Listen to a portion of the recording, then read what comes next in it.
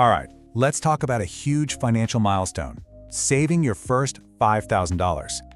Now, this isn't just about the number. It's about breaking a really powerful psychological trap, what we're going to call a survival loop, that can literally keep you from ever building real wealth. Let's dive in. This quote right here, it gets straight to the heart of the issue. See, this isn't about you being bad with money. The idea is that when you don't have a financial cushion, your brain basically enters a state of constant low-grade panic. It's this cognitive state, this survival loop, that makes thinking about the long term feel, well, almost impossible.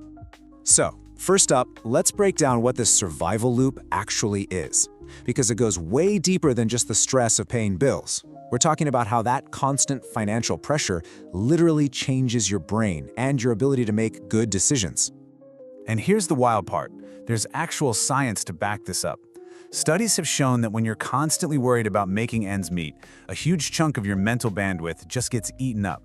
You're always thinking about the next 24-48 hours.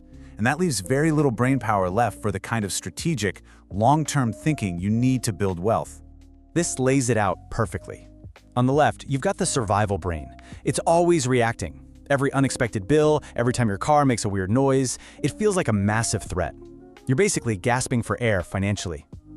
The whole point is to shift over to the right, to the wealth brain, where you finally have the peace of mind to think strategically and actually start building something for your future. Yeah, this really hits on a crucial point. Living at zero is a trap. When you try to save what's left over at the end of the month, well, there's usually nothing left, right? And there's another brutal truth here.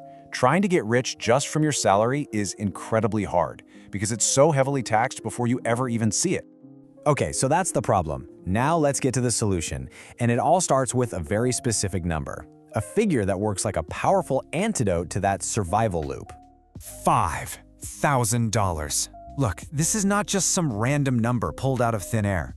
This is the key amount, the cushion that lets you finally break free from that reactive, panicked mindset. Think of it as the mandatory entry fee for getting your financial peace of mind. This is the whole concept right here. Just look at this. The event is exactly the same for both people, a $600 car repair. But with $0 in the bank, it's a catastrophe. It spirals into credit card debt, insane stress, maybe you miss work. But with $5,000 saved up, it's just an annoyance, a hassle. You pay it, you figure out a plan to refill the savings, and your life keeps moving forward. And that's what you're really doing. You're not just piling up cash. You are building a fortress. You're literally buying back your own mental energy and putting up a wall against all those high-interest debt traps that are just waiting for you to have an emergency. This is your first real step from playing defense with your money to finally playing offense. Okay, so this all sounds great, but how do you actually do it? Well, the plan is actually pretty straightforward. It's a clear two-step process that's all about changing your identity from someone who just spends their paycheck to someone who is actively building a fortress. And it really is this simple. Just 2 steps. Step 1, you got to find the leaks. You have to do a real audit of where your money is actually going.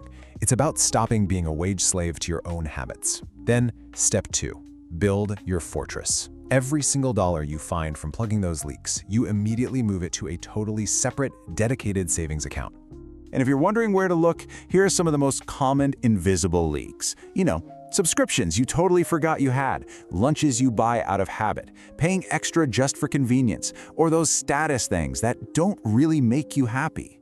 Seriously, every single dollar you reclaim is another brick in that fortress wall. So where does all this reclaimed money go? Well, definitely not your checking account. The best place for it is a high-yield savings account.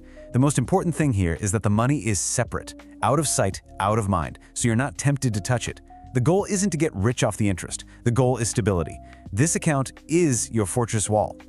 Okay, so you did it. You built your fortress, you saved your first $5,000.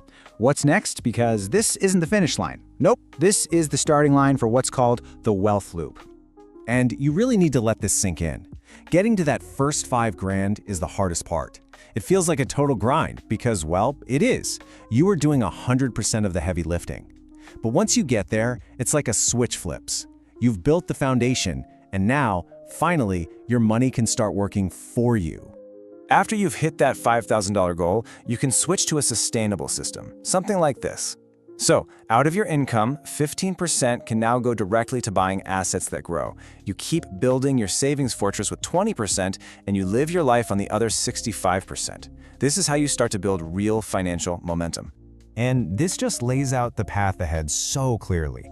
That first $5,000, that buys you peace of mind. The next big goal is $20,000. That's when you can start seriously buying assets.